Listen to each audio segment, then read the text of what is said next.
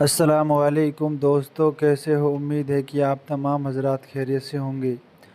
دوستو، حضرت جی مولانا سعد صاحب کے بیان سننے کے لیے ہمارے چینل کو سبسکرائب کریں اور ویڈیو کو زیادہ سے زیادہ لائک اور شیئر کریں۔ چلیے شروع کریں۔ الحمدللہ وحدہ والصلاة والسلام علی من لا نبی بعدہ۔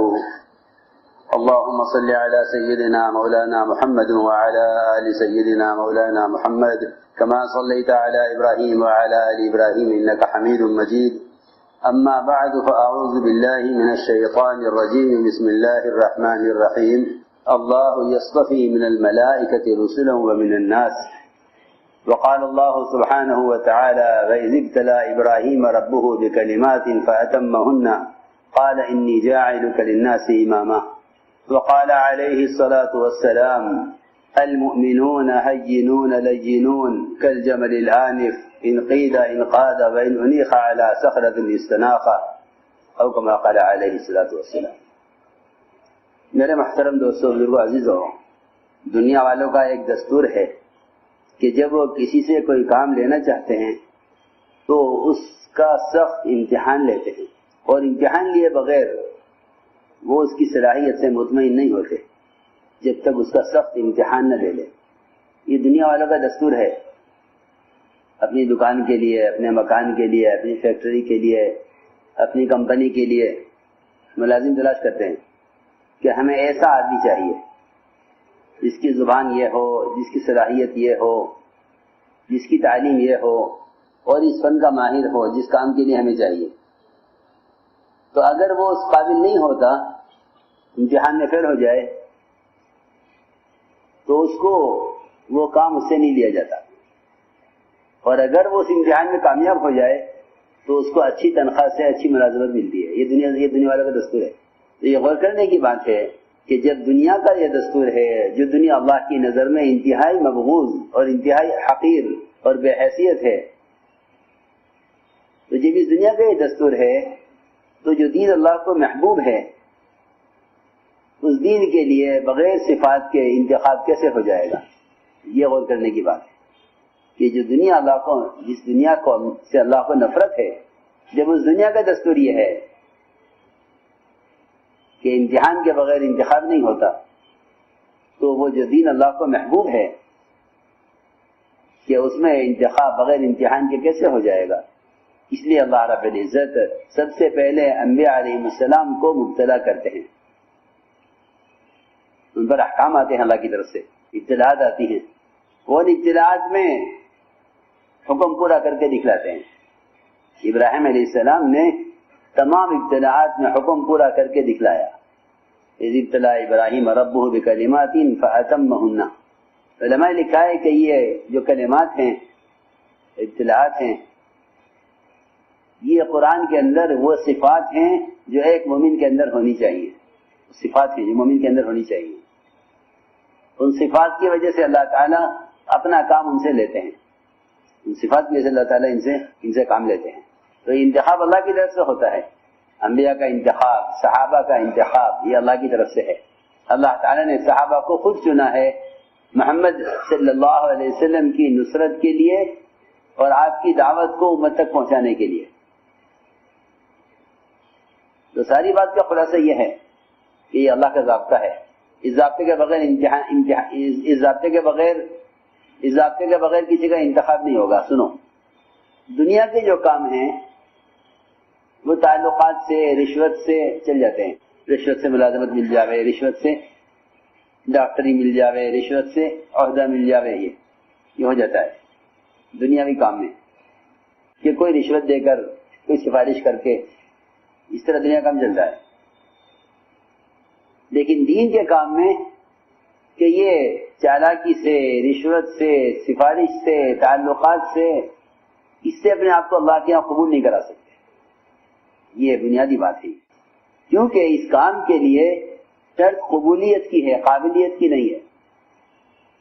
یہ مال دے کر قبول کرا لیں، یہ اپنی عقل سے قبول ہو جاویں، یہ اپنی زبان سے قبول ہو جاویں، نہیں کہ ان کو یہ زبان آتی ہے، انگریزی والے ہیں، اللہ ان سے کام لے لے گا انگریزی کی وجہ سے، یہ بات نہیں ہے۔ ساری صلاحیتیں ایک طرف، اصل ہے صفات قبولیت، قابلیت اصل نہیں ہے. تو انبیاء علیہ السلام ان صفات کو پورا کر کے دکھلاتے ہیں، ان صفات کو پورا کر کے دکھلاتے ہیں.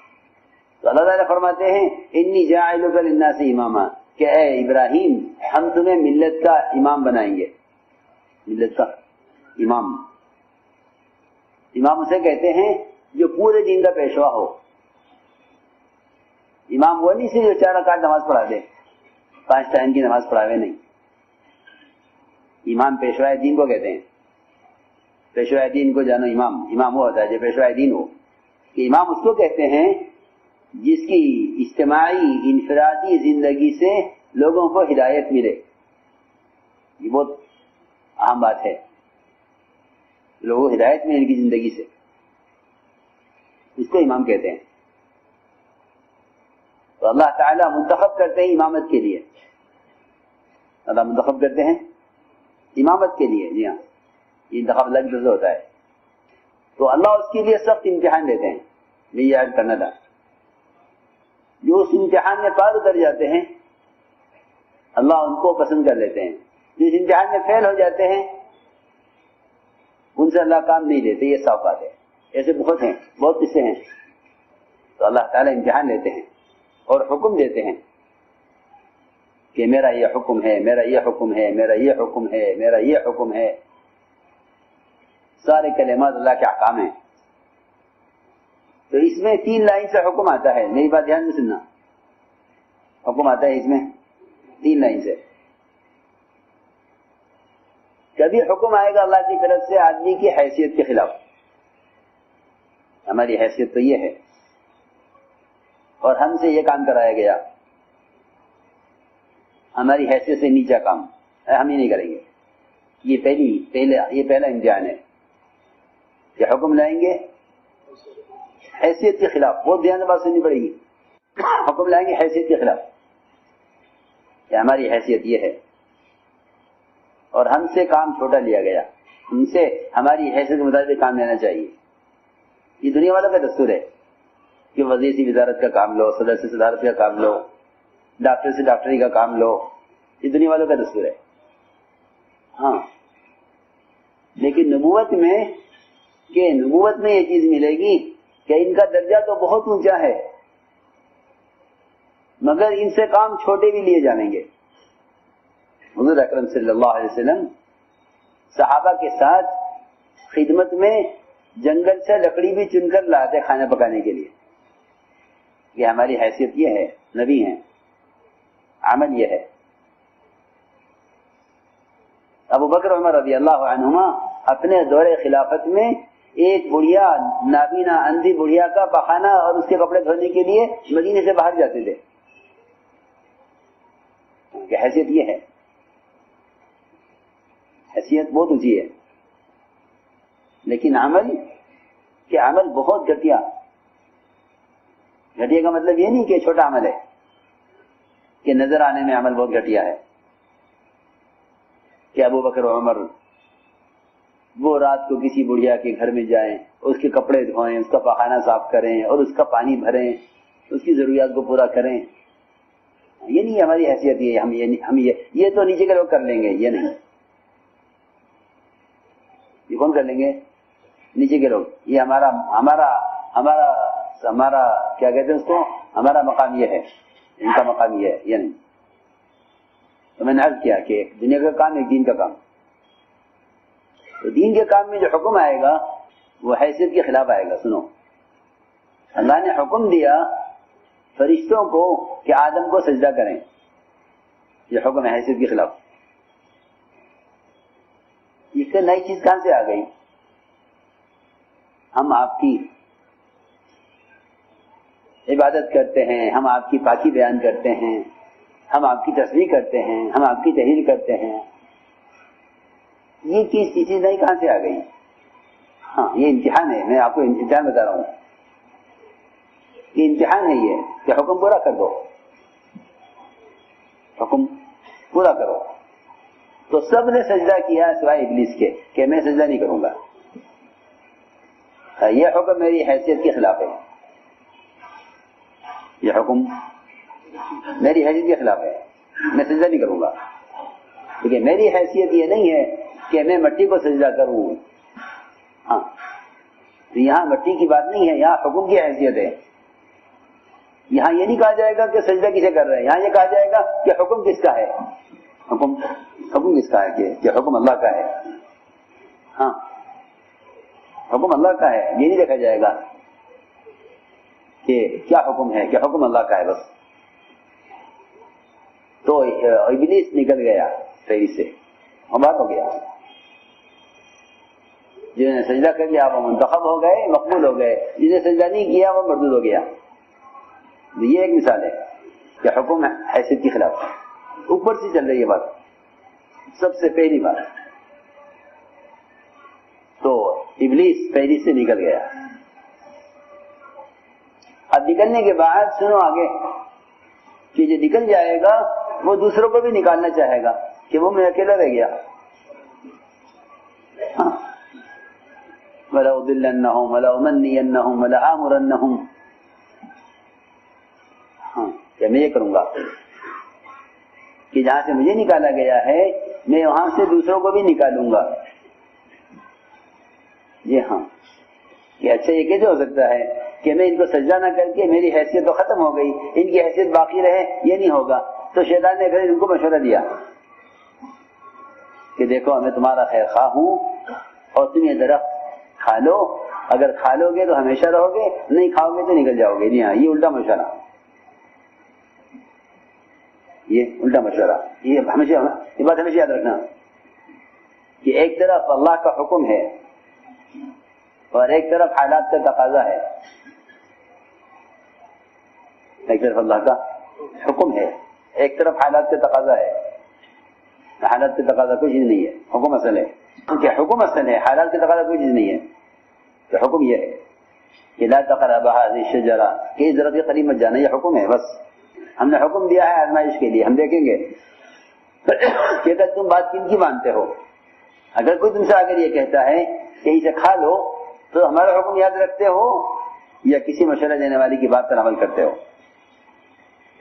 یہ پھر یہ ہے، یہ اصل بنیادی بات ہے کہ ہم یہ دیکھنا چاہتے ہیں. امتحان ہے، ورنہ جنت میں اتنی نعمتیں کھانے کے لیے ہیں، ایک درخت سے کیوں روک دیا؟ اصل بات یہ ہے کہ جن لوگوں کے دل میں کیوں آ جاتا ہے نا، کیوں ایسا کیوں ہوا، کہ یہ سوال ان کو نافرمانی کی طرف ڈال دیتا ہے کہ حکم کے ساتھ کیوں. یہ نہیں حکم کافی ہے، حکم کافی ہے نہیں کہ حکم کافی ہے. تو اللہ نے یہ امتحان لیا، اس امتحان میں وہ ناکام ہو گیا. اور ناکام ہونے کے بعد پھر اس نے یہ کوشش کی کہ ان کو بھی نکالو یہاں سے جہاں سے مجھے نکالا گیا ہے. کہ ہم آپ کو مشورہ دے رہے ہیں کہ یہ درخت، اس درخت میں سے کھا لو تو ہمیشہ رہو گے. اللہ نے اس لیے منع کیا ہوا ہے کھانے سے تاکہ تم یہاں ہمیشہ مت رہو. کہ کیا کریں، اتنی نعمتیں چھوٹ جائیں گی، لہذا کھا لیا جائے. تو کھا لیا، انہوں نے کھا لیا. جی ہاں، اور نیچے آ گئے. لیکن بات یہ ہے کہ جو کسی بھی درجے سے گرنے کے بعد اگر استغفار کر لے اور واپس آ جائے، جی ہاں، تو اللہ رب العزت کی یہاں توبہ کے دروازے کھلے ہوئے ہیں. دونوں میں فرق یہ ہے، نافرمانی دونوں نے کی ہے، شیطان نے بھی اور آدم علیہ السلام، دونوں سے نافرمانی ہوئی ہے. لیکن دونوں کی نافرمانی میں فرق ہے. وَلَقَدْ عَهِدْنَا إِلَىٰ آدَمَ فَنَسِيَ وَلَمْ نَجِدْ لَهُ عَزْمًا. یہ آدم علیہ السلام کی بات میں یہ ہے کہ وہ بھول گئے ہمارا حکم بھول گئے. فنسیہ، لیکن ہم نے آدم علیہ السلام کے اندر اپنی غلطی پر ان کو اڑنے والا نہیں پایا کہ اپنی غلطی پر اڑیں کہ ہم تو ایسا ہی کریں گے. یہ نہیں، شیطان اڑ گیا غلطی پر. آدم علیہ السلام غلطی پر اڑے نہیں کہ غلطی ہو گئی. إِن لَمْ تَغْفِرْ لَنَا وَتَرْحَمْنَا لَنَكُونَ مِنَ الْخَاسِرِينَ قَالَا رَبَّنَا ظَلَمْنَا أَنفُسَنَا. دونوں نے یہ کہا کہ اللہ ہم سے غلطی ہو گئی. ہاں، کہ غلطی کا اعتراف کرنے والا مقبول ہو جاتا ہے اور غلطی پر اڑنے والا مردود ہو جاتا ہے. یہ اللہ کا ضابطہ ہے. غلطی پر اڑنے والا مردود ہو. اور غلطی پر غلطی کا اعتراف کرنے والا کہ وہ مقبول ہو جاتا ہے، تو اللہ نے قبول کر لیا۔ تو ہم نے عرض کیا کہ یہ بنیادی چیز رہی ہے کہ اللہ کی طرف سے امتحان ہوگا سخت، اس پر انتخاب ہوتا ہے کہ ہمیں کام کس سے لینا ہے۔ ایسے ہی اللہ تعالیٰ حکم لاتے ہیں جذبے کے خلاف، حکم لاتے ہیں جذبہ۔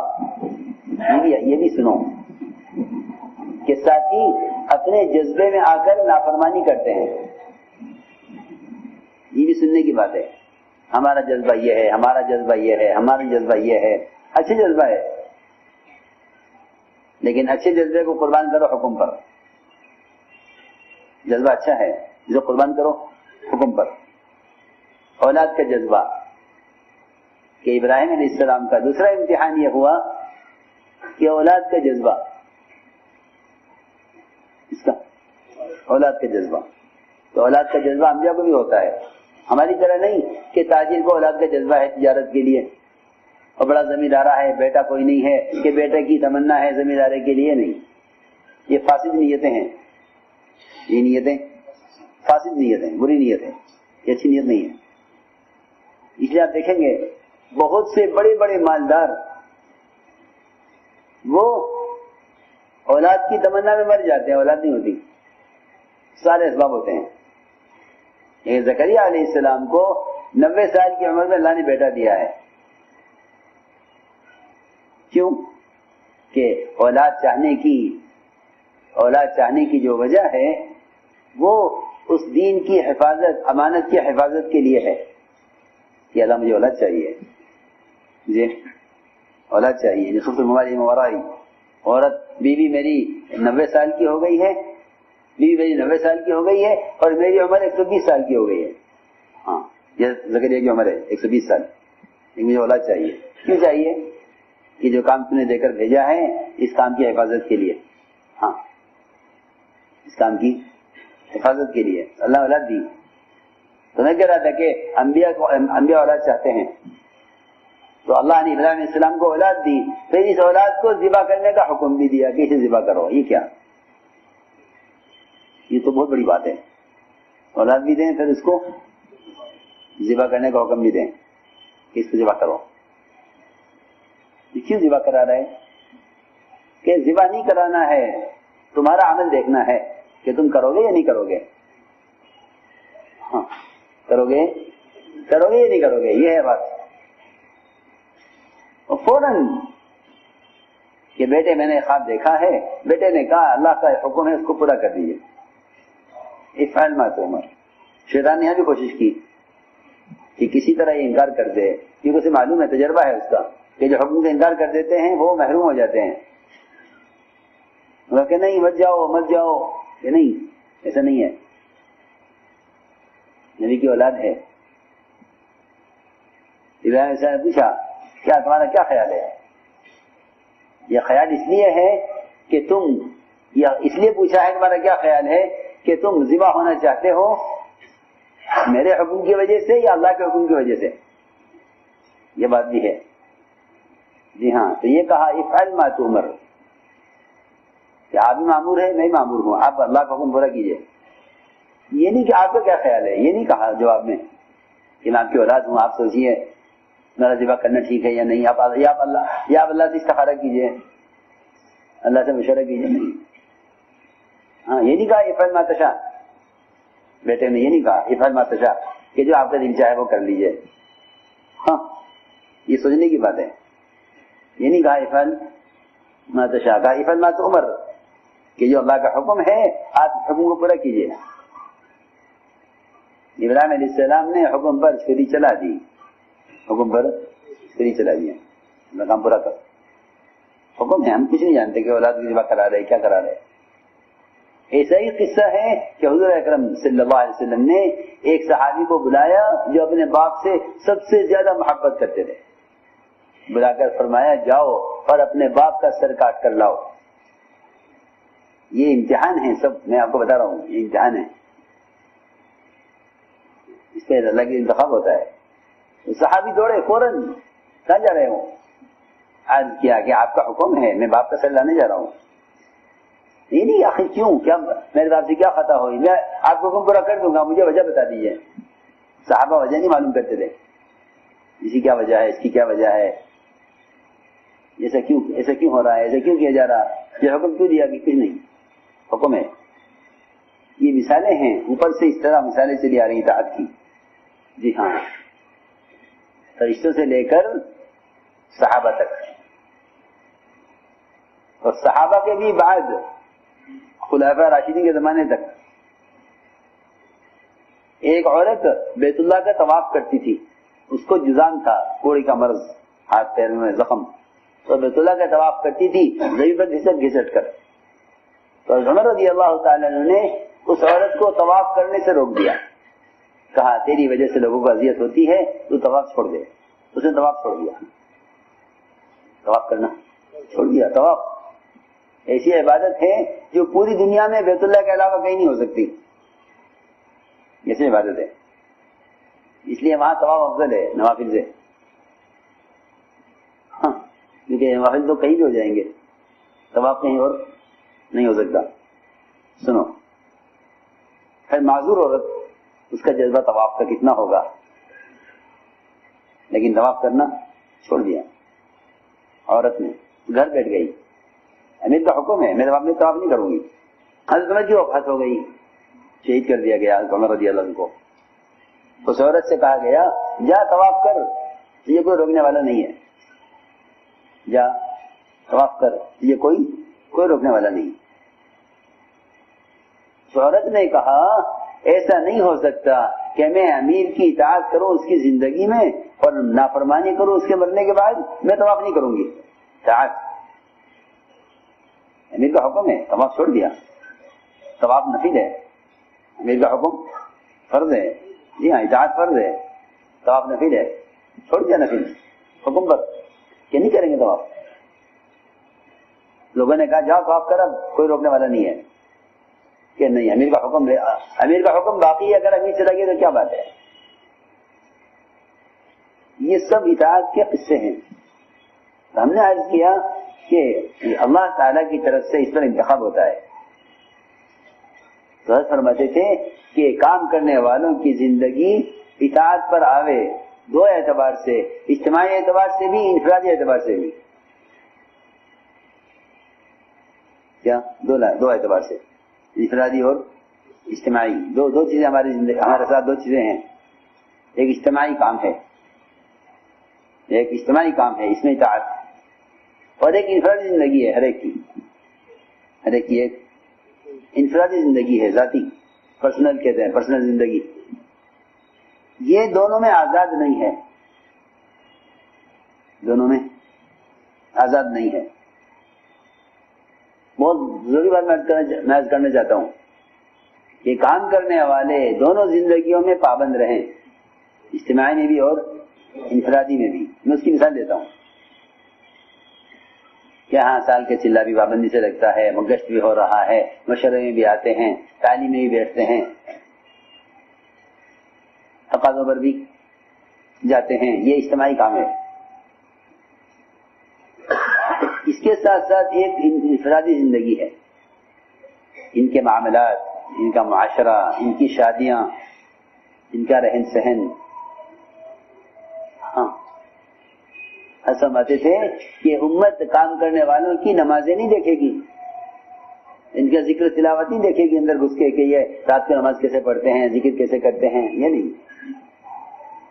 کیونکہ امت غیروں کے اسلام میں آنے کا راستہ وہ ایمان والوں کا عبادات نہیں ہیں، بلکہ ان کا معاشرہ اصل ہے، ان کا اخلاق، معاملات اور معاشرہ، یہ تین چیزیں اصل ہے. جی اسلام میں داخل ہونے کے 3 دروازے ہیں. چوتھا دروازہ تو مجبوری کا ہے، تلوار والا، وہ بالکل آخر میں ہے. یہ مغلوب ہو کے اسلام میں آئے، وہ بہت آخری دروازہ ہے، تلوار سے مغلوب ہو کے اسلام میں آئے، مجبور ہو کر. وہ اس کا درجہ بہت بعد میں ہے، اور اس کے استعمال بہت کم ہوا ہے. بہت کم ہیں ایسے لوگ جو مغلوب ہو کر اسلام میں داخل ہو گئے. کیوں؟ اس لیے کہ صحابہ اپنے اخلاق اور معاملات سے دعوت دیتے تھے کہ دیکھو ہماری زندگی دیکھو. تلوار تو ضدی لوگوں پر دکھائی جاتی تھی کہ دیکھو یہ تو مان جاؤ اور نہیں ہے، اور وہ تلوار بھی مارنے کے لیے نہیں تھی، وہ تلوار ڈرا کر جہنم سے بچانے کے لیے تھی. یہ ہے بات، جہنم سے بچانے کے لیے، جہنم میں ڈالنے کے لیے نہیں، بچانے کے لیے. کہ مان جاؤ تاکہ جہنم سے بچ جاؤ. وہ نہیں مانتے. جی ہاں، تو میں عرض کر رہا تھا کہ یہ چیزیں پہلے ہیں، اخلاق، معاملات اور معاشرہ. جی ہاں، ہمارے ایک دوست ہیں امریکہ میں، عرصے سے رہتے ہیں. ان کا پڑوسی، ایک سننے کا قصہ ہے، ان کا ایک پڑوسی تھا جس سے ان کا اچھے تعلقات تھے، مگر وہ پڑوسی یہودی تھا. سنو، تو یہ صاحب بہت مالدار ہیں، اللہ نے بہت نوازا ان کو، بہت مال. تو وہ کہیں سفر میں جانے لگے گھر بند کر کے. تو اس پڑوسی سے کہا کہ میں سفر میں جا رہا ہوں، میں چاہتا ہوں کہ کچھ قیمتی سامان گھر کا، کچھ زیورات ہیں، کچھ سونا ہے، کچھ نقد ہے، کچھ پیسہ ہے، یہاں رکھ دوں آپ کے پاس، یہاں رکھ دو، جاؤ. چلا گیا سفر میں، امانت رکھی پڑوسی کے پاس. دوستی تھی بہت گہری. یہ بھی واپس آیا سفر سے، یہ شبھی امانت کا مطالبہ کیا کہ میں امانت دے دو. تو پڑوسی نے کہا، یہودی نے، کہ آپ نے مجھے کوئی امانت نہیں دی، آپ میرے پاس نہیں آئے، تو میں تو آپ کو دے کر گیا، آپ کیا بات کر رہے کہ نہیں، میرا آپ کو کوئی معاملہ نہیں ہوا، آپ نے مجھے کوئی امانت نہیں دی. بہت پریشان ہو گیا، کیا کروں، دوست ہے، لیکن مال کے لالچ نے اس کو خیانت پر ڈال دیا کہ بھائی میں آپ سے کہہ رہا ہوں کہ آپ کو رکھ کے گیا کہ نہیں، میرے پاس آپ نے کوئی امانت نہیں رکھوائی. سنو، ایسے معاملات. ساری کوشش کی، جب اس کا مال نہیں ملا تو وہ پادری کے پاس گیا، پادری سے کہا، ایک پادری کے پاس گیا کہ دیکھو بھائی، تمہارے مذہب کا فلاں آدمی ہے اور میں نے اس کے پاس اتنا قیمتی سامان، اتنا سونا، اتنا پیسہ رکھوایا اور وہ دینے سے انکار کرتا ہے، وہ کہتا ہے میرے پاس نہیں ہے. پادری نے پوچھا کہ تم سچ کہہ رہے ہو؟ میں سچ کہہ رہا ہوں. ٹھیک ہے، میں آپ کو ایک خط لکھ کر دیتا ہوں، اس کو پہنچا دینا، مگر آپ اس کو پڑھیں گے نہیں، یہ شرط ہے. ٹھیک ہے. اس نے بند کیا، اس کو خط دیا، چلے گیا. کیا بات ہے، کیسے آئے ہو تم؟ کہ میں آپ کو ایک خط دینے کے لیے آیا ہوں، میں جا رہا ہوں، آپ اس کو پڑھ لینا. مجھے پتہ نہیں اس کیا ہے. کہ کس نے دیا ہے خط؟ کہ تمہارے پوپ نے دیا ہے، پادری نے. اس نے خط کھول کے پڑھا، تو خط پڑھتے ہی اس نے کہا بیٹھو، اور گیا اور پورا سامان لا کر اس کو، کوئی اس میں کمی نہیں، پورا سامان ایسے. کیا ہوا یہ کیا ہوا؟ مہینہ بھر سے میں پریشان ہوں اور میں نے ہر کوشش کی، آپ نے ہر جگہ انکار کیا، یہ کیا بات ہو گئی؟ اس نے کہا اس خط میں ایک ایسا جملہ لکھا ہوا تھا کہ مجھ سے برداشت نہیں ہوا. کہ مجھے بتاؤ خط میں کیا لکھا تھا. کہ یہ میں نہیں بتا سکتا، کہ میں تمہاری دوستی کا واسطہ، تم مجھے بتاؤ کیا لکھا ہے. اس نے کہا کہ اس پادری نے لکھا ہے مجھے کہ تو مسلمان کب سے ہو گیا. سمجھے؟ تو مسلمان کب سے ہو گیا. بس یہ مجھ سے برداشت نہیں ہوا کہ مجھے مسلمان کہا جائے، کہ میں ایسا بد معاملہ بن جاؤں کہ کسی پڑوسی کی امانت رکھ کے انکار کروں. جی ہاں، اس میں کچھ نہیں تھا، صرف خط میں اتنا لکھا ہوا تھا کہ تو نے اس کی امانت رکھ لی ہے، تو مسلمان کب سے ہو گیا. ہاں سنو، یہ اس نے طعنہ دیا اسلام کو کہ ہم یہودی یہ کام نہیں کرتے، کسی کی امانت پہ خیانت، یہ تو مسلمان کرتے ہیں، تو مسلمان کب سے ہو گیا. یہ ہے بات. سمجھے بات نہیں سمجھے؟ ہاں سنو، اس پر اس نے امانت نکال کے واپس لے جاؤ ہماری امانت یہ ہے. تو میں عرض کر رہا تھا کہ معاملات بہت بنیادی چیز ہے. معاملات بہت بنیادی چیز ہے. حضور اکرم صلی اللہ علیہ وسلم کی دعوت جو مشہور ہوئی ہے وہ آپ کے معاملات سے ہوئی ہے کہ یہ معاملے کے بڑے پکے ہیں, بات کے بڑے سچے ہیں. آپ کی ساری تہمتیں آپ پر لگی, ان ساری تہمتوں پر آپ کی سچائی غالب آ گئی. یہ تہمتیں آپ پر لگی ہیں کہ نہیں, یہ جھوٹ نہیں کہہ سکتے, یہ غلط نہیں کہہ سکتے. تو تہمت لگی آپ پر کہ کیا یہ جھوٹے ہیں, نعوذ باللہ کذاب ہیں, جادوگر ہیں.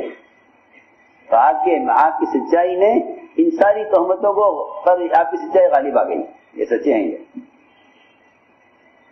تو اسی میں عرض کر رہا ہوں, بہت ضروری بات ہے یہ کہ کام کرنے والوں کے معاملات, اسلام کا تعارف کتابوں سے نہیں ہوگا, اسلام کا تعارف کتابوں سے نہیں ہوگا. میں ضروری بات عرض کر رہا ہوں کیونکہ جو کچھ کتابوں میں ہے وہ پچھلوں کے عمل ہیں. وہ جی ہاں, جو کچھ کتابوں میں ہے وہ پچھلوں کا عمل ہے. اس لیے اسلام کتابوں سے نہیں پھیلے گا کہ اسلام پھیلتا ہے اور غیر اسلام کے اسلام میں داخل ہوتے ہیں وہ تین راستوں سے, تین دروازے ہیں اسلام میں داخل ہونے کے: اخلاق, معاشرہ اور معاملات. کیونکہ یہ تین چیزیں کہیں اور نہیں ملیں گی, یہ تین راستے ہیں. سمجھتے تھے یا تو کام کرنے والوں کے معاملات کی وجہ سے لوگ اس کام کی طرف آئیں گے یا ان کی بدمعاملگی کی وجہ سے اس کام سے دور ہو جائیں گے. کیونکہ یہ دعوت ہے. دعوت کا مطلب ہے کہ کسی کام کی, کسی حقیقت کی طرف بلانا کہ ادھر آؤ, ادھر آؤ. جی ہاں, یہ دعوت یہ باتوں کی دعوت نہیں ہے کہ طبیعت کی بات سنو. یہ دعوت عمل کی طرف ہے, کسی زندگی کی طرف آؤ, ادھر آؤ, اس زندگی کی طرف آؤ. اس لیے صحابہ کرام اور آپ صلی اللہ علیہ وسلم کی ان کے اخلاق جی ہاں. ایک مشرک قید میں, صحابہ کھانا کھانے بیٹھے تو کھجور صحابہ کھائی اور روٹی قیدی کو کھلائی. یہ ہمارا مہمان ہے, مشرک ہے, خبر نہیں قتل کریں گے, فدیہ لے کر چھوڑیں گے. ہمارا مہمان ہے, ہمارا مہمان ہے. جی ہاں. اور صحابہ نے خود کھجور کھائی اور روٹی قیدی کو کھلائی. وہ قیدی شرمائے کہ میں تو ان کا قید میں ہوں, مجھے قتل کریں گے یا میرا کیا کریں گے. یہ خود کھجور کھا رہے ہیں اور روٹی مجھے کھلا رہے ہیں. کیونکہ اس زمانے میں کھجور مہنگی ہے, وہاں تو کھجور تھی اور روٹی بہت مہنگی تھی, آٹا نہیں ہوتا تھا. جو مالدار لوگ ہوتے تھے اغنیا, وہ گیہوں کھاتے تھے.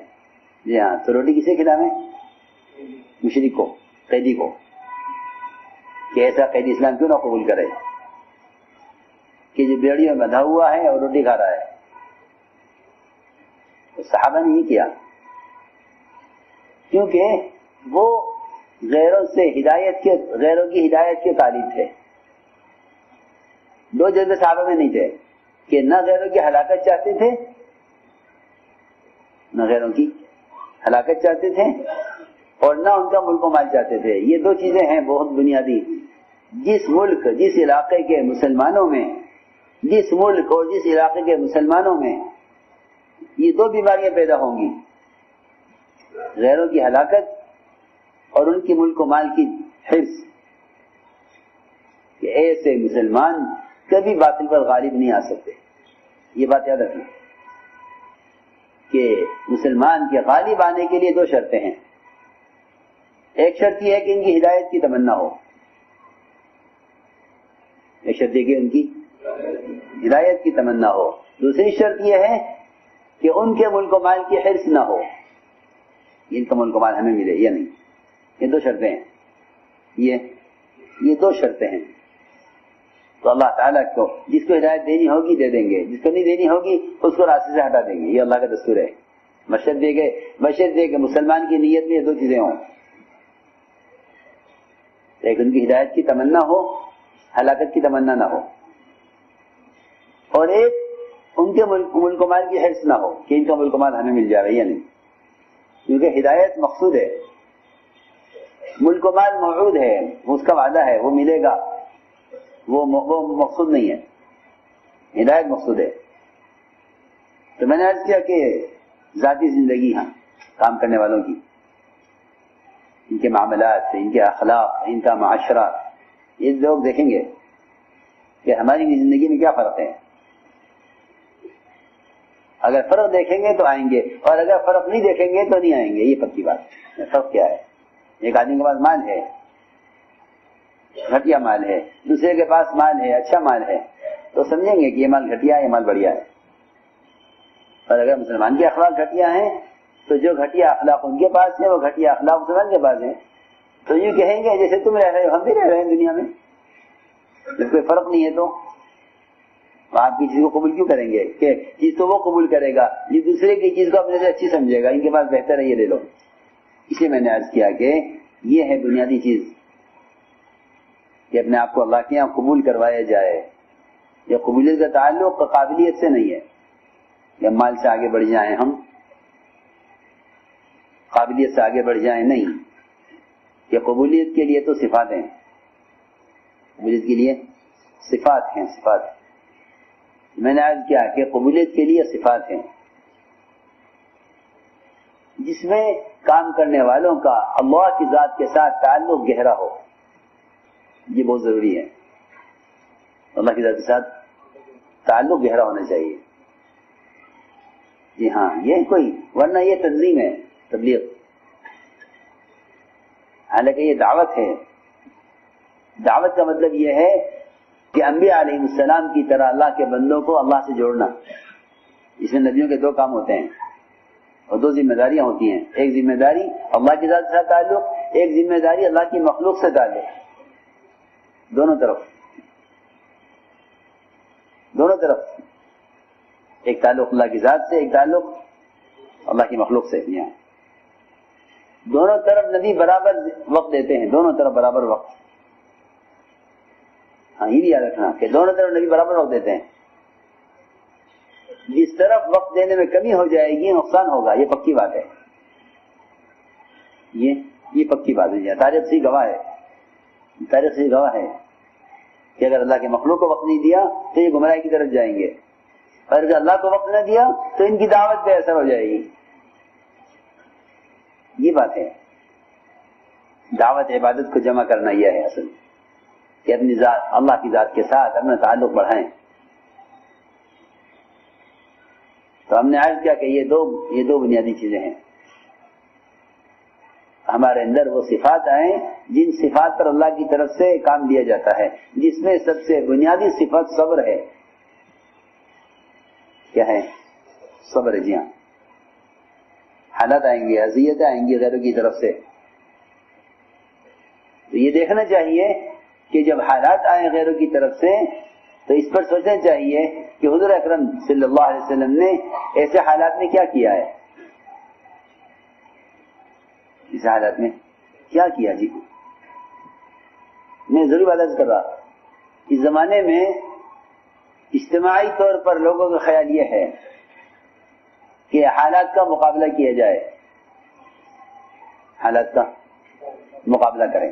میری بات دھیان سے سننا کہ حالات کا مقابلہ صفات سے اور حالات کا مقابلہ آلات سے. میری بات توجہ سننی پڑے گی بہت. حالات کا مقابلہ صفات سے اور حالات کا مقابلہ آلات، ہتھیار. جی ہاں، سب بات ہے. حالات کے مقابلے کس سے کرو گے؟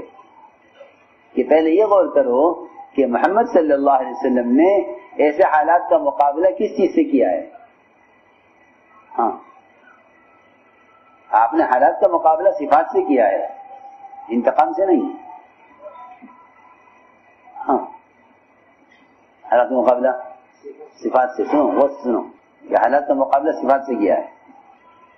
حضور اکرم صلی اللہ علیہ وسلم نے ستانے والے مشرک کو بھری ہوئی وادی بکریوں کی دے دی. جاؤ، یہ عجیب آدمی ہے، ہم اس کو ستاتے ہیں اور یہ ہمیں کھلاتے ہیں. ہاں، پوری وادی بھری ہوئی لے جاؤ، کیا بات ہے. کہ نبی کی صفات میں سب سے بہت بڑی صفت یہ ہے، اصل بنیادی، کہ وہ اذیت دینے والوں پر احسان کرتے ہیں. اور ہمارا مزاج یہ بنا ہے کہ احسان کرنے والوں پر احسان کرو، ستانے والوں سے مقابلہ کرو. یہ ستانے والوں کا مقابلہ، احسان کرنے والوں پر احسان، یہ نہیں. آپ دیکھیں نبوت میں یہ ملے گا، ستانے والوں پر احسان. جی ہاں، احسان کرنے والے کہ احسان کرنے والوں پر کام ڈالتے ہیں کہ تم کام کرو. ہاں، احسان کرنے والوں پر کام، یہ نہیں کہ جو ہمارا کام آئے گا ہم اس کو مال دیں گے. آپ سنو غور سے، میں جو کام کرے گا وہ ہمارے قریب آ جائے ہم اسے مال دیں گے، یہ نہیں. یہ بادشاہوں کا کام ہوتا ہے کہ اپنے ماننے والوں کو مال دیتے ہیں اور نہ ماننے والوں سے مقابلہ کرتے ہیں. یہ بادشاہوں کا مزاج ہے، نبوت کا مزاج نہیں ہے. یہ نبوت کا مزاج بالکل اس کے الٹ ہے. بادشاہوں کا مزاج یہ ہے کہ جو ہمارا ساتھ دے گا ہم اس کو مان لیں گے، اور جو ہمارا مقابلہ کرے گا ہم اس سے مقابلہ کریں گے. نبوت کا مزاج یہ ہے کہ جو ہمارا ساتھ دے گا، جو ہمارا ساتھ دے گا ہم اس کو مان نہیں دیں گے، ہم اسے کام دیں گے. لو کام کرو. سننا غور سے بات. آپ نے فتح مکہ کے موقع پر جتنا مال غنیمت تھا، جتنا بھی آیا، وہ سارا مال آپ نے مشرکین کو دیا اور مہاجرین کو دیا. انصار کو ایک چونی بھی انصار کو نہیں دی. ایک چونی، چھوٹی چونی، ایک درہم بھی نہیں، کچھ نہیں. حالانکہ انصار نے کتنی محنت کی ہے. انصار نے کتنی محنت کی ہے. سارا مال آپ نے کن کو دیا؟ مشرکین کو اور مہاجرین کو. انصار کو کچھ نہیں دیا، دکھانے کے لیے. ستانے والوں پر احسان، تاکہ یہ ستانے والے احسان سے اپنے بن جائیں، اسلام میں آ جائیں. غیروں کو اپنا بنانا اور اپنوں کو کام والا بنانا، یہ تھی بات. تو انصار سے کام لیا اور مال دیا، ستانے والوں کو مال دیا اور مدد کرنے والوں کو کام دیا. میری بات یاد رکھنا یہ ہمیشہ کہ کام کرنے والے وہ ہوتے ہیں جو مال اور عہدہ نہیں چاہتے. وہ کہتے ہیں ہمیں کام دے دو، ہم کام کریں گے. ہمیں نہ مال چاہیے اور نہ مال چاہیے نہ عہدہ چاہیے، ہمیں کچھ نہیں چاہیے. آپ شورا میں رکھو نہ رکھو، آپ بیان کراؤ یا نہ کراؤ، آپ مال دو یا نہ دو، آپ اکرام کرو یا نہ کرو، ہمارا مطالبہ نہیں ہے. ہم سمجھتے تھے کہ پرانا ہونے کی علامت یہ ہے کہ پرانا آدمی مطالبہ نہیں کرے گا. پرانا آدمی کوئی مطالبہ نہیں کرے گا، ہمیں یہ چاہیے، ہمیں یہ چاہیے، یہ نہیں. مخلص آدمی مطالبہ نہیں کرے گا، کیونکہ مخلص کا عمل اللہ کے لیے ہے. وہ مخلوق سے مطالبہ کرے گا ہی نہیں. مخلص کی نظر اللہ پر ہے نا، تو مخلوق سے مطالبہ نہیں کرے گا. آج سارے جھگڑے مطالبے پر ہیں، ہمارا یہ مطالبہ ہے، ہمارا یہ مطالبہ ہے. کہ نہیں، مخلص مطالبہ نہیں کرتا، کیونکہ مخلص کا مطالبہ اللہ سے ہے کہ اللہ دیں گے. ہاں، تو میں نے ایک بات عرض کی ہے کہ اس کام میں سب سے بنیادی صفت جو بہت سی صفات کا مجموعہ ہے وہ صبر ہے. وہ صبر کرنا ہے. یہاں تو صبر کی وجہ سے، آپ کے صبر کی وجہ سے یہ لوگ غیر اسلام کو پہچانتے تھے کہ یہ اسلام ہے. آپ کے صبر کی وجہ سے. صبر کی صفت بہت بڑی صفت ہے. ایک یہودی عالم تھے، زید بن سعنہ ان کا نام تھا. انہوں نے بھی کتابوں میں پڑھا کہ اللہ کے نبی صلی اللہ علیہ وسلم ایسے ہوں گے، ایسے ہوں گے، ایسی ان کا حلیہ ہے، ایسے ان کے مہر نبوت ہے. سب دیکھ لیا ان کی کتابوں میں. پھر آ کر آپ سے ملاقات کی اور آپ کو دیکھ کر سمجھ گئے کہ ہاں وہی ہے، وہی معلوم ہوتے ہیں. لیکن ہماری کتابوں میں لکھا ہوا ہے، یہودی عالم کہتے ہیں کہ ہماری کتابوں میں لکھا ہوا ہے کہ ان کے ساتھ جتنی زیادتی کی جائے گی ان کے اندر صبر تحمل اتنا زیادہ ہوگا. صبر تحمل اتنا زیادہ ہوگا لکھا ہوا ان کی کتابوں میں. تو کہنے لگے وہ زید بن سعنہ کہ مجھے کیسے معلوم ہو کہ ان کے اندر صبر کتنا ہے، ان کے ساتھ کوئی زیادتی کروں تو معلوم ہو. حضور اکرم صلی اللہ علیہ وسلم صحابہ کے ساتھ تشریف فرما تھے، یہ آ کر بیٹھے، آپ کی شکل چہرہ دیکھا آپ کا، سمجھ گئے کہ ہاں یہ نبی ہیں، یہ زیادتی کیسے کروں؟ تو زیادتی کرنے کے لیے معاملہ کروں، معاملہ کروں گا تو مجھے حق ہوگا زیادتی کرنے کا۔ معاملہ کیا؟ آپ کو اس وقت مال کی ضرورت تھی، کچھ مسلمان ان پر قحط سالی تنگی آ گئی تھی، خطرہ تھا کہ وہ اسلام سے نکل نہ جائیں۔ صحابہ کرام اپنا مال نئے مسلمانوں کے اسلام پر باقی رکھنے کے لیے بھی خرچ کرتے تھے۔ یہ دو خرچ تھے صحابہ کے اہم، ایک اللہ کے راستے کے خروج پر خرچ کرنا، اور ایک مسلمانوں کی مدد کے لیے تاکہ اسلام پر باقی رہیں۔ اس کو تعلیف قلب کہتے ہیں۔ اس طرح مال خرچ نہیں کرتے لوگ، مال خرچ کرتے شادیوں پر، جی ہاں کہ مال ہے میرا، مال ہے میں جس جاؤ خرچ کروں، یہ بات نہیں ہے۔ صحابہ اسے مال خرچ کرتے تھے۔ فلاں علاقے میں قحط سالی آ گئی ہے، فلاں علاقے کے مسلمان وہ فقر کی وجہ سے ممکن اسلام سے نکل جائیں، ہاں یہ مستقل ایک کام تھا، یہ مستقل ایک کام تھا۔ کیوں؟ اس لیے کہ فقر ایسی چیز ہے اور تنگی ایسی چیز ہے جو کفر تک لے جاتی ہے، کہاں لے جائے؟ کفر تک، جی ہاں۔ ارتداد، یا سمجھتے تھے کہ ارتداد کے 3 اسباب ہیں، مسلمان مرتد ہوتے ہیں، مسلمان مرتد ہو جاتا ہے۔ ارتداد کے 3 اسباب ہیں، ارتداد کے 3 اسباب ہیں۔ ایک سبب ہے ارتداد کا فقر و فاقہ، تنگی۔ دوسرا سبب ہے جہالت، اور تیسرا سبب ہے فرصت اور فراغت۔ اور میں آپ سے عرض کرتا ہوں کہ آپ کا علاقہ ہے پوری پٹی، یہ علاقہ ان تین چیزوں کے اندر مبتلا ہے، آپ دیکھو گے۔ اس لیے ہم کہتے ہیں کہ پرانوں کو چاہیے کہ اپنے علاقے میں پھریں، دیکھیں امت کا حال۔ ہاں یہ 3 ارتداد کے اسباب ہیں، فرصت، جہالت اور غربت۔ تو جاہل ہوگا اپنے دین سے، اس کو جو پڑھایا جائے گا وہ کر لے گا۔ جو فارغ ہوگا اہل باطل اس کو اپنے کام میں استعمال کریں گے، آؤ ہمارے پاس آؤ، ہم تمہیں روزگار دیں گے، ملازمت دیں گے، ہم تمہیں پیسہ دیں گے، آؤ۔ تیسری ہے غربت، کہ لالچ کی وجہ سے وہ کفر کی طرف جائیں گے۔ تو حضور اکرم صلی اللہ علیہ وسلم کو مال کی ضرورت تھی، آپ نے فرمایا کہ بھائی ان کو خرچ کرنے کے لیے کچھ ہے، تو آپ کے پاس کچھ نہیں تھا، تو یہ زید بن سانہ کہنے لگے یہ لیجئے سونا، اور ان کا خرچ کر دیجئے،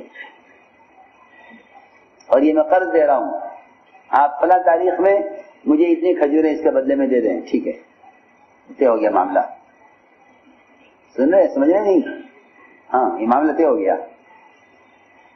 زید بن سانہ نے آپ کو سونا دیا، قرض، آپ نے سونے کی قیمت کے بدلے میں ایک تاریخ طے کر دی کہ ہم آپ کو اتنی کھجوریں دیں گے، ٹھیک ہے، معاملہ ہو گیا۔ تو وقت آنے سے 3 دن پہلے، وقت آنے سے 3 دن پہلے زید بن سانہ آئے، حضور اکرم صلی اللہ علیہ وسلم بقیع میں کھڑے ہوئے تھے، زید بن سانہ نے آ کر آپ کی گریبان پکڑ کے آپ کو دھکا دیا، آپ سے سخت لہجے میں بات کی، یہ زیادتی کی، دیکھیں کیا کرتے ہیں۔ تو آپ نے کچھ نہیں کہا، آپ نے کوئی جواب نہیں دیا۔ حضرت عمر رضی اللہ عنہ نے اس کو قتل کرنے کے لیے تلوار نکالی، کیا نکالی؟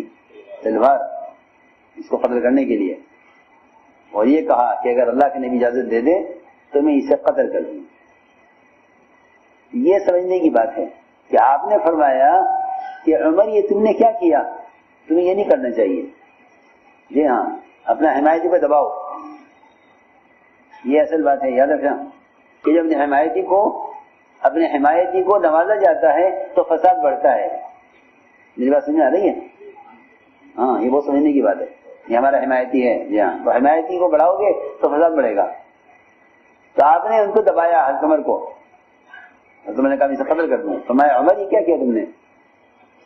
تمہیں یہ نہیں کرنا ہے، میں بتاتا ہوں کیا کرنا ہے. تم اس کو کہو کہ اسلام میں مطالبہ کرنے کا طریقہ یہ نہیں ہے، اس کو طریقہ سکھلاؤ، یہ اسلام میں مطالبہ کیسے کیا جاتا ہے، اور مجھ سے کہو میں اس کا حق ادا کر دوں. حالانکہ بھی 3 دن باقی ہیں، اس سے اس کا حق ادا کروں. چنانچہ عمر رضی اللہ عنہ کو لے گئے جہاں کھجوروں کا گودام تھا، لے گئے وہاں کھجوریں نکال کر ان کو دی کہ لو یہ لے جاؤ، آپ کا حق. 20 سا کھجوریں زیادہ دی، 20 سا کھجوریں زیادہ دی کہ لو یہ زیادہ کیوں دے رہے، میرا حق تو پورا ہو گیا، زائد کیوں دے رہے ہو؟ کہ بھائی زائد اس لیے دے رہا ہوں کہ اللہ کے نبی کا حکم ہے کہ عمر تم نے اس کو تلوار دکھلائی تھی، لہذا تمہیں چاہیے کہ اس پر احسان کرو. لو، غلطی کس کی ہے؟ غلطی یہودی کی ہے، زیادتی اس نے کی ہے. یہ کیا کر رہے؟ زیادتی کے بدلے میں احسان. جی ہاں، ان کا قرضہ دے دیا تو معاملہ ہے، احسان یہ ہے، احسان یہ ہے زیادہ دو. کہ زیادہ کیوں دے رہے ہو؟ کہ مجھے حکم ہے. زید بن ثانیہ نے کہا اشہد ان لا الہ الا اللہ واشہد ان محمد عبدہ ورسولہ، میں گواہی دیتا ہوں کہ بے شک آپ اللہ کے رسول ہیں. تو یہ قصے ان کے لیے ہیں، اس زمانے کے لیے ہیں، یہ بات نہیں ہے. آج بھی یہی بات ہے، آج بھی یہی بات ہے کہ ہماری دکان پر آنے والا، ہمارے مکان پر آنے والا، ہمارے کارخانے میں آنے والا، ہماری فیکٹری ملازمت کرنے والا، وہ کتنی امت ہے. ایک کام کرنے والا دکان پر کس طرح بیٹھتا ہے، اس کا کیا معاملہ ہے، کیا اخلاق ہے. دفتر میں کیونکہ دعوت 2.5 گھنٹے کی محنت میں نہیں ہے، یہ دعوت کی جگہ تو امت کو جہاں واسطہ پڑتا ہے کام کرنے والوں سے، وہ دعوت کی جگہ ہے. سمجھے نا بات میں کچھ کہہ رہا ہوں؟ جی ہاں، 2.5 گھنٹے کی ملاقات میں دین کی بات ہے. دعوت تو یہاں ہے کہ آپ کی دکان پر، آپ کے مکان پر، آپ کے دفتر میں، آپ کی فیکٹری میں لوگوں واسطے پڑھتے ہیں. ہاں، یہاں پتہ چلے گا دعوت کیا ہے. یہ ہے اصل بات. دعوت کی جگہ تو یہ ہے. ہم نے عرض کیا کہ یہ بنیادی چیز ہے صبر. یہ ایک صبر بنیادی چیز ہے کہ آدمی صبر کے ذریعے بڑے اونچے درجوں کو پہنچ جاتا ہے. صبر کے ذریعے اونچے درجوں کو پہنچ جاتا ہے. اس لیے حضور اکرم صلی اللہ علیہ وسلم نے اپنے صحابہ کو صبر کا عادی بنایا. اس کا صبر کا عادی. صبر کرو. ابو ذر غفاری مسیح میں سوئے ہوئے تھے. فرمایا ابو ذر کیا ہوگا جب تمہیں یہاں سے نکالا جائے گا مدینے سے، کہ ملک شام چلا جاؤں گا. پھر کیا ہوگا جب ملک شام سے نکالا جائے گا کہ مدینہ آ جاؤں گا. پھر کیا کرو گے جب مدینے والے دوبارہ نکالیں گے تمہیں، کہ پھر مقابلہ کروں گا. فرمایا نہیں اے ابو ذر، صبر کرتے رہنا، درگزر کرتے رہنا، جہاں تمہیں ذمہ دار تقاضے پر بھیجے جاتے رہنا، جہاں ساتھ لے کر جائیں ان کے ساتھ جانا، یہاں تک کہ تم مجھ سے آ کر قیامت سے مل لینا. یہ فرمایا غفرنی آبادہ. آپ درگزر کرتے رہنا، معاف کرتے رہنا. یہ بڑی صفت ہے صبر. تربیت کا صبر سے بڑھ کر اور کوئی ذریعہ نہیں ہے. آدمی تربیت چاہے گا وہ صبر کرے گا، تربیت چاہے گا وہ صبر کرے گا. جی ہاں، کیونکہ صبر سے بڑھ کر تربیت کا اور کوئی ذریعہ نہیں ہے. سب سے بڑا ترقی کا اور تربیت کا ذریعہ صبر ہے. یتیم بچے صبر کرتے ہیں، یتیم بچے صبر کرتے ہیں تو اللہ تعالیٰ ان کی تربیت خود کرتے ہیں. ہاں، یہ عجیب بات ہے. یتیموں کی زندگی بہت صبر کی ہوتی ہے. کوئی پوچھنے والا نہیں، کوئی دیکھنے والا نہیں. ہاں، آپ کی پرورش یتیم میں ہوئی ہے. یہ عجیب بات ہے کہ صبر کرنے والا ترقی اور تربیت پاتا ہے. اس لیے میرے محترم دوستو یہ بنیادی چیز ہے صبر. کیونکہ جو حکم آئے گا میں شروع سے کہہ رہا ہوں جو حکم آئے گا وہ مزاج کے خلاف آئے گا کہ اس پر صبر کرو، اس پر صبر کرو. جی ہاں، ایک تو صبر، اور دوسری بات یہ ہے کہ صبر ہی کرنے والا نرم رہے گا. صبر کرنے والا نرم بن کر رہے گا. یہ کام نرم بن کر کرنے کا ہے، یہ کام نرم بن کر کرنے کا ہے کہ صبر کرنے والا نرم رہے گا. سختی بادشاہ میں ہوتی ہے، سختی ہوتی ہے بادشاہت کے مزاج میں، اور نرمی ہوتی ہے نبوت کے مزاج میں. نبوت کے مزاج میں نرمی ہے کہ آپ کی نرمی کو اللہ نے رحمت کہا قرآن میں کہ نبی کے مزاج میں نرمی ہے، اور بادشاہوں کے مزاج میں سختی. جی ہاں، نبوت کے مزاج میں نرمی ہے، اس لیے کہ کام نرمی سے. بے وصولیاں ہوں گی ساتھیوں سے، بے وصولیاں ساتھیوں سے ہوں گی، بے وصولیاں ہوا کرتی ہیں. کیوں؟ اس لیے کہ بشر ہے، بے وصولی ہونا بشریت کا تقاضا ہے، غلطی ہونا انسان ہونے کا تقاضا ہے. جی ہاں، میں عرض کر چکا ہوں آدم علیہ السلام سب سے پہلے بشر ہیں. غلطی کہاں ہوئی؟ جنت میں. جی ہاں. ہاں، تو کیا کرنا چاہیے کہ یاد دلا دو غلطی کہ یہ غلط ہے. بس جب ساتھی ساتھیوں کی پکڑ کریں گے نا غلطی پر، تب اختلاف ہوگا. اختلاف کیسے ہوگا؟ جب ساتھی ساتھیوں کی پکڑ کریں گے. یہاں کہ پکڑو، انہیں غلط کر رہے ہیں پکڑو. کہ نہیں، پکڑ کرنا پولیس والوں کا کام ہے، امام والے کا کام نہیں ہے. ایمان والوں کا کام پکڑ کرنا نہیں ہے، یاد رکھو. پکڑ کرنا ایمان والے کا کام نہیں ہے، ایمان والے کا کام پکڑ کرنا نہیں ہے. ہاں، پکڑ کرنا پولیس والے کا کام ہے. اگر ایمان والے یہ کام کریں گے تو لوگ ایمان والوں کو اس طرح بری نظر سے دیکھیں گے جیسے لوگ پولیس والوں کو بری نظر سے دیکھتے ہیں. کوئی دیکھتا ہے پولیس والوں کو اچھی نظر سے؟ کوئی نہیں، کہیں نہیں، کہیں پولیس والے اچھی نظر سے نہیں دیکھے جاتے. کیوں؟ کہ وہ لوگوں کی پکڑ میں رہتے ہیں اور لوگوں کے عیب تلاش کرتے ہیں. یہ بات یاد رکھنا والی. جو مسلمان کا عیب تلاش کرے گا کہ اس سے نفرت ہو جائے گی.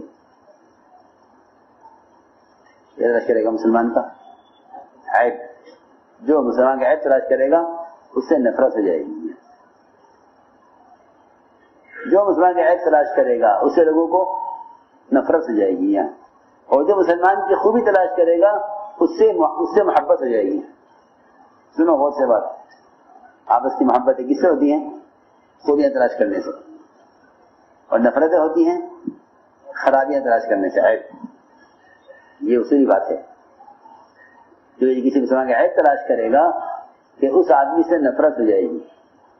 اس لیے میں نے کیا غلطیاں لوگوں سے ہوں گی کیونکہ فرشتے نہیں ہیں، فرشتے نہیں ہیں. تو ہمارے کام میں پکڑ نہیں ہے کہ پکڑ کرو ان کی. ہاں، آج کے لیے مزاج عام ہو گیا ساتھیوں کا، انہیں پکڑ میں رکھو، ان پہ نظر رکھو، ان پر نظر رکھو. یہ سب سیاسی کام ہے، یہ دعوت کا کام نہیں ہے، یہ کام نبوت کا نہیں ہے، سیاست کا کام ہے. نظر رکھو، پکڑ رکھو، نہیں کچھ نہیں. غلطی کرنے والے کے ساتھ شفقت کرو، پہلا حکم تو یہ ہے تاکہ اس کو صحیح بات کی تعلیم دے سکو. مسجد نبوی میں ایک آدمی نے پیشاب کیا، کھڑے کھڑے پیشاب مسجد میں. صحابہ دوڑے پکڑنے کے لیے، پکڑنے کے لیے، روکنے کے لیے. میں چھوڑ دو اس کو، پیشاب کرنے دو اس کو. جی ہاں، آج کے پیشاب کرے مسجد میں تو پتہ نہیں کیا حکم لگے گا، کیا اعلان ہوگا، کون سے اخبار میں آئے گا. ہاں، مزاج بن گیا سب کا، چھوٹے ہوں یا بڑے. کسی کی غلطی کو پکڑو اور اس کو عام کرو، سب کو بتاؤ. یہ مزاج بن گیا. بچہ رکھنا کہ جو مسلمان کے عیب کو دوسرے پر کھولے گا، اللہ ایسے لوگوں سے تربیت کا کام نہیں لیں گے. ہاں، اللہ ایسے لوگوں سے تربیت کا کام نہیں لیں گے. یہ اصولی بات ہے. کیونکہ اللہ تعالیٰ کو اپنا بندہ محبوب ہے. غلطی اس سے ہو گئی ہے، وہ تو استغفار کر کے اللہ کو راضی کر لے گا، اور تم اس کی غلطی دوسروں کو بتا کر اللہ کے غصے میں آ جاؤ گے. یہ بات ہے. ہاں یہ میں حدیث سے کہہ رہا ہوں، تو خیری بات نہیں ہے، یہ کوئی خیری بات نہیں ہے، حقیقت ہے یہ. جی ہاں، کہ زنا کرنے والے نے توبہ کر لی، زنا کرنے والے نے تو توبہ کر لی، اور اس زنا کی خبر دوسرے کو کرنے والا وہ جہنم میں گیا. سنو، آپ نے فرمایا زنا کرنے والے سے کہ میں دیکھ رہا ہوں کہ اس وقت وہ جنت کے نہروں میں غوطے کھا رہا ہے. آپ نے خود فرمایا میں دیکھ رہا ہوں کہ زنا کرنے والا کہاں ہے؟ جنت کی نہروں میں نہا رہا ہے. اور وہ دو صحابی جنہوں نے ایک کے دوسرے کان میں کہا کہ دیکھو زنا کیا تھا نا، کیسے سزا مل رہی ہے. جی ہاں، کہ وہ غیبت کی وجہ سے جہنم میں، اور یہ زنا کر کے توبہ کر کے جنت میں. لو یہ ہوتا ہے. ہاں، یہ بہت فکر کی بات ہے. اس لیے کہتے ہیں کہ کسی کی غلطی کی تشہیر مت کرو، کیونکہ جو کسی غلطی کا اعلان کرے گا کہ وہ اس عیب مبتلا ہوئے بغیر نہیں مرے گا.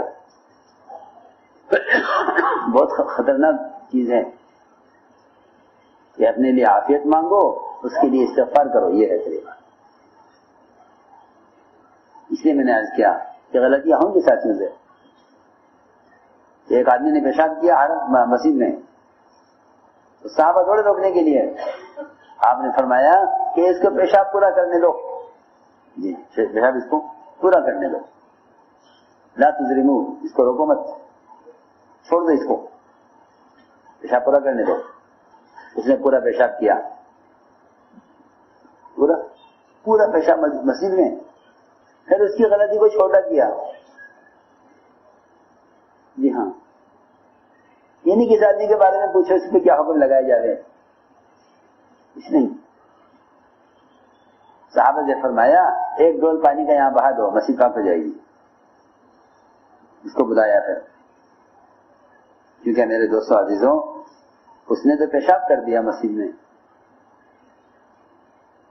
حدیث میں آتا ہے کہ ایک مسلمان کا مقام بیت اللہ سے اونچا ہے، اور مسجد بیت اللہ سے ادنا ہے. لوگ تو اگر مسجد پیشاب کیا ہے تو اس کو سزا کی، وہ اس کا مقام بہت اونچا ہے. مسلمان کا اس کا مقام بہت اونچا ہے، کیونکہ مسلمان کا مقام بیت اللہ سے اونچا اور مسجدیں بیت اللہ سے ادنا نیچے. جی ہاں، تو ایک مسلمان کا مقام کتنا اونچا ہے. فرمایا اس کو پیشاب کرنے دو. اس نے پیشاب پورا کیا، پیشاب کر کے فارغ ہو گیا. فرمایا ایک ڈول پانی کا یہاں بہا دو، مسجد پاک ہو جائے گی. بس بات ختم ہو گئی. کوئی مقدمہ، کوئی جھگڑا، کوئی کچھ نہیں. پھر اس کو بلایا، آپ نے بلا کے فرمایا کہ مسجدیں وہ پیشاب پخانے کے لیے نہیں بنی ہیں، مسجد تو ذکر عبادت کے لیے ہے. بس اتنا روایت میں ہے. تو میں نے عرض کیا غلطی ہوں گی ساتھیوں سے. اس لیے مسلمان کو چاہیے کہ مسلمان کے فعل کی تعویل کرے. تعویل کا مطلب یہ ہے کہ اس کا گناہ ثابت نہ ہونے دو. مسلمان کی عزت، مسلمان کا احترام، مسلمان کا مقام بہت اونچا ہے. مسلمان کا مقام بہت اونچا ہے کہ مسلمان سے یہ تو ہو سکتا ہے کہ زنا ہو جائے، مسلمان سے زنا ہو سکتا ہے کہ اس کی شہوت غالب آ گئی، شہوت اس کی غالب آ گئی. ایک مسلمان سے زنا تو ہو سکتا ہے، ایک مسلمان سے غیبت نہیں ہو سکتی. لو سنو، زنا ہو سکتا ہے مگر غیبت نہیں. کہ غیبت زنا سے بڑا گناہ ہے. اس لیے بڑا گناہ ہے کہ غیبت کی توبہ نہیں اللہ کے یہاں، زنا کی توبہ ہے. ایک آدمی زنا کر کے توبہ کر لے. تو فرمایا کہ سنو، آپس کی اجتماعیت کے لیے ضروری ہے کہ مسلمان کے گناہ کی تعویل کرو. تعویل کرنا مطلب یہ ہے کہ اس کا گناہ ثابت مت ہونے دو. اس کا گناہ ثابت مت ہونے دو، یہ مطلب ہے تعویل کا. ایک صحابی نے کہا یا رسول اللہ میں نے زنا کر لیا. فرمایا تم نہیں جانتے زنا کیا ہوتا ہے؟ اس نے کہا نہیں میں نے زنا کر لیا. آپ نے فرمایا کہ نہیں تم نے ہاتھ لگایا ہے عورت کو، تم زنا سمجھا، زنا نہیں کیا. اس نے کہا میں نے زنا کیا ہے. فرمایا تم نے پیار کیا ہوگا عورت کو، زنا نہیں کیا. نہیں، آپ کی کوشش یہ کہ زنا ثابت نہ ہو. وہ اقرار کر رہے آپ انکار کر رہے ہیں، وہ اقرار کر رہے آپ انکار کریں. اور آج یہ ہے کہ ایک ساتھی کہے گا میں نے یہ نہیں کیا، وہ کہے گا نہیں تم نے ایسا کیا ہے. جی ہاں آج یہ میں نے نہیں کیا، نہیں کیا. ہاں تم نے کیا ہے، وہ کہ میں نے نہیں کیا، نہیں تم نے کیا ہے. وہ نہیں مانے گا، کیونکہ اس کا ارادہ اصلاح کرنے کا نہیں ہے، اس کا ارادہ ذلیل کرنے کا ہے مسلمان کو. ہاں سنو، لوگ یہ کرتے ہیں تاکہ میں آگے بڑھوں، یہ پیچھے ہٹے. جی ہاں یہ نہیں، میں شروع میں کہہ چکا ہوں کہ اس کام میں آگے بڑھنے کا تعلق تو ہر ایک کا صفات سے اور اللہ کی ذات سے ہے. جی ہاں یہ بھی ہوتا ہے، انہیں پیچھے کرو، انہیں آگے کرو، انہیں پیچھے کرو. اس لیے کہا کہ مومن کے فعل کی تعویل کرو، مومن کا گناہ ثابت مت ہونے دو. حضرت علی کے یہاں ایک چور لایا گیا، اور چور کیا چرایا ہے؟ لوگوں نے کہا انہوں نے اونٹ چرایا ہے. کیا چرایا؟ اونٹ چرایا ہے. اونٹ چرایا. حضرت نے فرمایا نہیں، چوری نہیں کی آپ نے، چوری نہیں کی. وہ تو اونٹ سارے ایک سی شکل کے ہوتے ہیں، اونٹ سب ایک شکل کے اونٹ ہوتے ہیں. ہاں آپ نے چوری نہیں کی، آپ اپنا سمجھ کے کھولتے ہوں گے، دوسرے کا نکلا ہے اس لیے چوری نہیں کیا. لگا نہیں میں نے چوری کی ہے. فرمایا کہ اچھا بیٹھو. جلاد کو بلایا ہاتھ کاٹنے کے لیے. حضرت علی اٹھ کر چلے گئے، میں میرا انتظار کرو، اٹھ کے چلے گئے. پھر آئے واپس، پھر آ کر پوچھا چور سے تم نے چوری کی ہے؟ اس نے کہا نہیں میں نے چوری نہیں کی ہے. جاؤ چھٹی. یہ کیا کیا؟ حضرت علی نے فرمایا کہ میں نے اس کو پکڑا تھا اس کے اقرار کرنے پر، چھوڑ دیا اس کے انکار کرنے پر. مسلمان انکار کر رہا ہے، یقین کرو، حالانکہ وہ پہلے اقرار کر چکا. سنو یہ مزاج ہے کام کا. حضرت فرماتے بانا اس کا رحمت اللہ کہ جتنی جو ہے اسلامی تنظیمیں اور جمعیتیں ہیں، یہ اگر ایک دوسرے کے قول و فعل کی تعویل نہیں کریں گی تو ان میں آپس میں اجتماعیت باقی نہیں رہے گی، یہ باطل داخل ہو جائے گا. ہاں یہ بہت گہری بات ہے، حضرت کی بات ہے. یہ جتنی مسلمانوں کی جماعتیں ہیں، جب تک کہ آپس میں ایک دوسرے کے قول و فعل کی تعویل نہیں کریں گی، ان کی اجتماعیت باقی نہیں رہ سکتی. ہاں یہ بہت ضروری بات ہے، سمجھنے والے سمجھتے ہیں اس کو. بہت بڑا فریضہ ہے یہ مسلمان کا عیب چھپانا. یہ کوئی ایسے نہیں کہ بھائی اخلاقی تقاضا ہے چلو. حضرت فرماتے تھے ایک مسلمان کے عیب کو ایسے چھپاؤ جیسے اپنی اولاد کے عیب کو چھپاتے ہو. اپنی اولاد غلطی کر لے تو کیا کرو گے؟ چھپائیں گے. جی ہاں میری اولاد ہے، کہ مسلمان کے عیب کو چھپاؤ، مسلمان کے عیب کو چھپاؤ. جی ہاں مسلمان کے عیب کی تعویل کرو تاکہ مسلمان پر اعتماد کیا جائے. مسلمان کو معتمد بناؤ، مسلمان کو جی ہاں بہت ضروری بات ہے. مسلمان کو معتمد بناؤ کہ اس پر اعتماد کیا جائے. کیونکہ مسلمان کا اعتماد اٹھے گا تو اسلام کا اعتماد اٹھے گا. اسلام کا اعتماد کس سے ہے؟ مسلمان کے اعتماد سے. جی ہاں اعتماد کیسے قدر کرایا جاتا ہے؟ سنو میں بتاتا ہوں آپ کو. دو دکانیں آمنے سامنے، ایک دکان ادھر ایک دکان ادھر.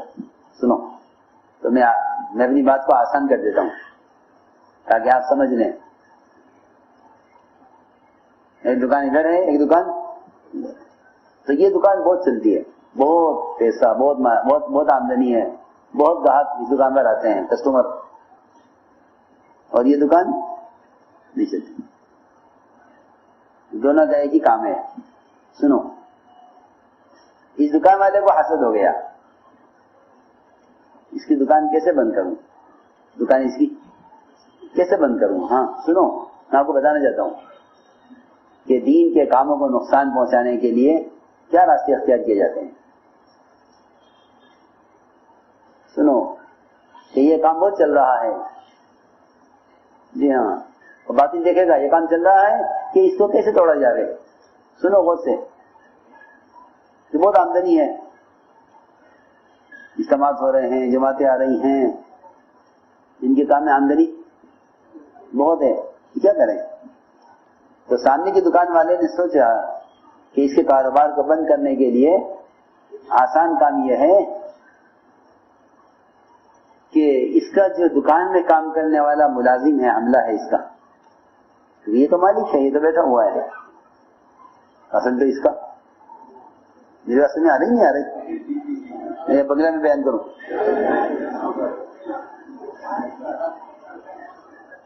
اس کا جو عملہ ہے، جو اس کا دکان دیکھ رہا ہے، کہ اس کے عملے کا اعتماد ان کے دل سے نکال دو مالک کے، یہ ان کو نکال دے گا. سنو غور سے. تو اس نے مالک سے کہا آپ کو معلوم ہے آپ تو گھر چلے جاتے ہیں، آپ تو صبح کو دیر سے آتے ہیں، ناشتہ کر کے دیر سے آتے ہیں، یہ دکان صبح کھولتا ہے، آپ کی دکان سے نقلی مال بیچتا ہے، اصلی مال گھر لے جاتا ہے اور آپ کی پیسے نکال لیتا ہے. جی ہاں، اور گاہک کو سستا مال بیچتا ہے اور زیادہ پیسے لے کر اپنے گھر لے جاتا ہے. جی ہاں.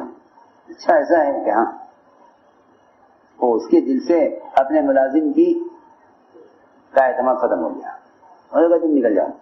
وہ گیا کاروبار، یہ دکان بند ہو گئی. کیا ہوا دکان کیوں بند ہو گئی؟ یہ عملہ نہیں ہے، کیسے عملہ نہیں ہے کیسے فیکٹری چلے گی؟ عملہ نہیں ہے کیسے دکان چلے گی؟ ہاں سنو میں کچھ کہہ رہا ہوں. مثال ہے یہ، باطل کا کام یہ ہے کہ وہ حق کے کاموں کو نقصان پہنچانے کے لیے مسلمانوں کے درمیان بدگمانی پیدا کرتا ہے.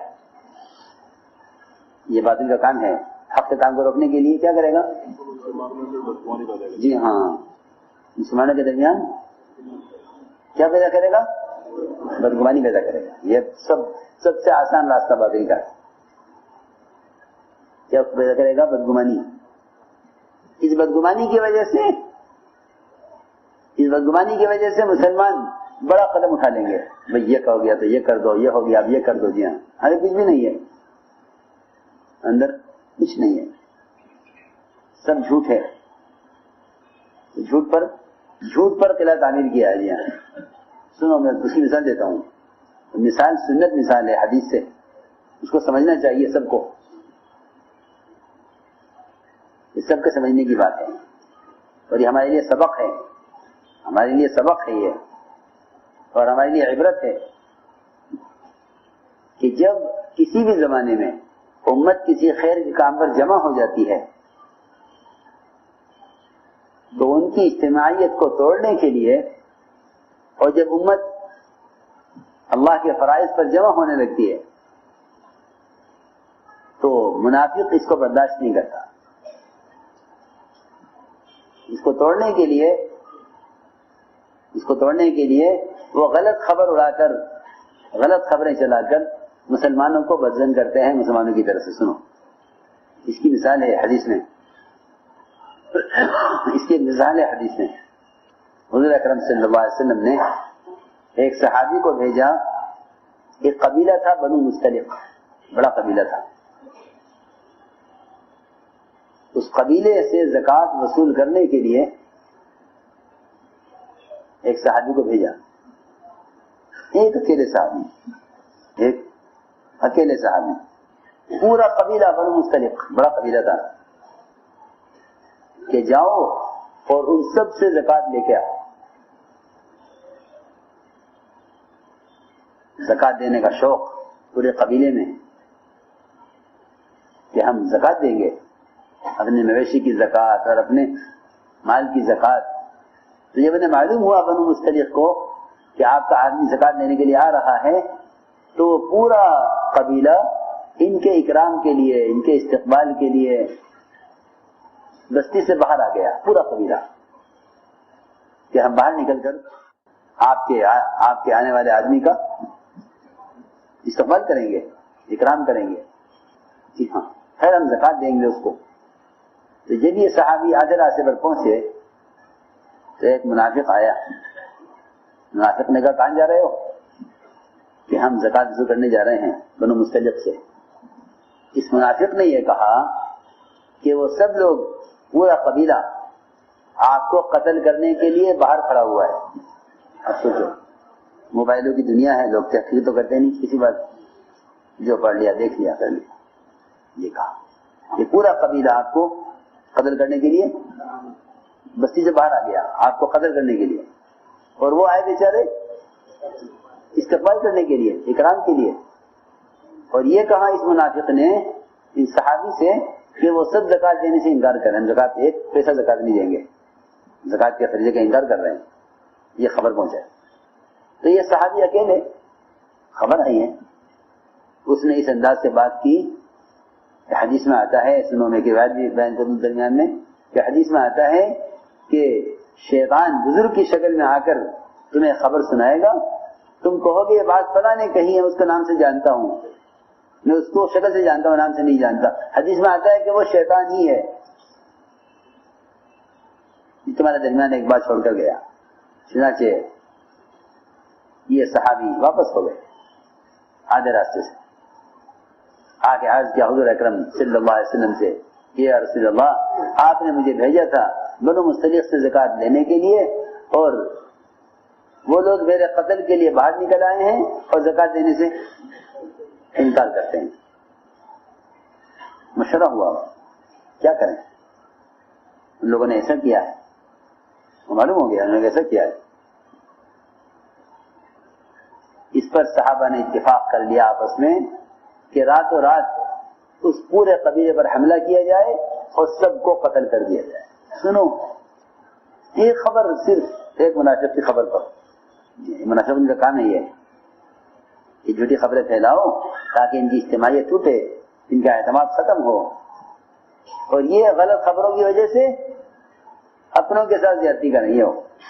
یہ چیز وہ چاہتا تھا منافق. عجیب عجیب قصہ ہے یہ، ہم سب کے لیے واقعی سبق ہے، ہم سب کے لیے. تمہارے صاحب عجیب سبق ہے اس قصے میں. یہ مشورہ ہو گیا کہ رات کو حملہ کر کے قبیلے کو قتل کرنا ہے. مسلمان اللہ کے نبی کے آدمی کا اکرام کرنے والے، استقبال کرنے والے، شوق سے زکات دینے والے، کیا ہوتا؟ وہ تو وحی آ گئی ہے اچانک. یا ایھا الذین آمنوا ان جاءکم فاسق بنبأ فتبینوا. یہ سارے ایمان والوں سن لو، یہاں سب ایمان والوں کو حکم ہے اس کا، سارے ایمان والوں کو حکم ہے یہ، اس کو نہیں ہے صرف کہ آپ کو یہ کرنا چاہیے تھا، یہ سارے ایمان والے ہمیشہ کے لیے سن لو. یا ایھا الذین آمنوا، اگر تمہارے پاس کوئی فاسق خبر لے کر آئے تو تحقیق کر لینا، جا کر تحقیق کر لینا. ایسا نہ ہو کہ تم کوئی قدم اٹھا لو اور پھر تمہارے لیے سوائے ندامت کے کچھ نہ ہو. اس لیے ہم نے عرض کیا کہ یہ ایسا کام ہے، سمجھ میں آئی بات؟ اعتماد پیدا کرو، مسلمان کے فعل کی تعویذ کرو، یعنی ایسا نہیں کر سکتے، ایسا مسلمان ایسا نہیں کر سکتا، مسلمان ایسا نہیں کر سکتا. نہیں، اس سے آپس کی اجتماعیت ہوگی، اور آپس کی اجتماعیت سے اللہ کی مدد آئے گی. یہ تو اللہ علی الجماع فرمایا. جماعت کا مطلب یہ نہیں ہے کہ 100 آدمی جمع ہو گئے، 10,000 آدمی جمع ہو گئے، نہیں، یہ نہیں، یہ اجسام کا جمع ہونا ہے. جمع ہو، اجتماع کہتے ہیں دلوں کے جمع ہونے کو، کیا جہاں دل جمع ہو. اس لیے اللہ نے غیر کے بارے میں فرمایا تحسبهم جميعا وقلوبهم شتى، کہ آپ دیکھ رہے ہیں ایسے مجتمع ہیں کہ نہیں کہ دل پھٹے ہوئے ہیں، کہ دل پھٹے ہوئے ہیں کہ ان سے کوئی خطرہ نہیں ہے، ان سے کوئی خطرہ نہیں ہے کیونکہ دل پھٹے ہوئے ہیں ان کے. کہ اللہ کی مدد جماعت کے ساتھ ہے. جماعت کا مطلب یہ ہے کہ آپس میں دل جڑے ہوئے ہوں ایک دوسرے سے. اس لیے کہتے ہیں کہ مسلمان سے محبت کرو، مسلمان سے محبت کرو. ہمارے لیے ایسا فرماتے تھے گناہگار سے گناہگار مسلمان کو عظمت کی نگاہ سے دیکھنے کی مشق کیا کرو. کیا گناہگار سے گناہگار مسلمان اس کو دیکھو عظمت کی نگاہ سے. یہ چیزیں ہیں ہماری ضروری، یہ صفات اپنے اندر ہوں،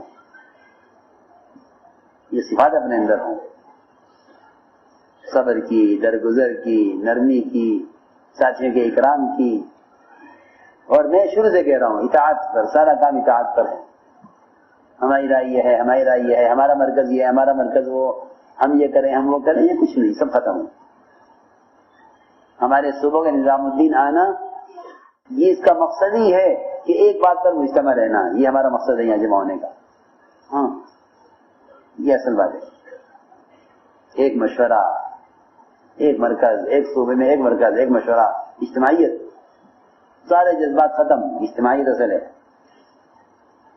اجتماعیت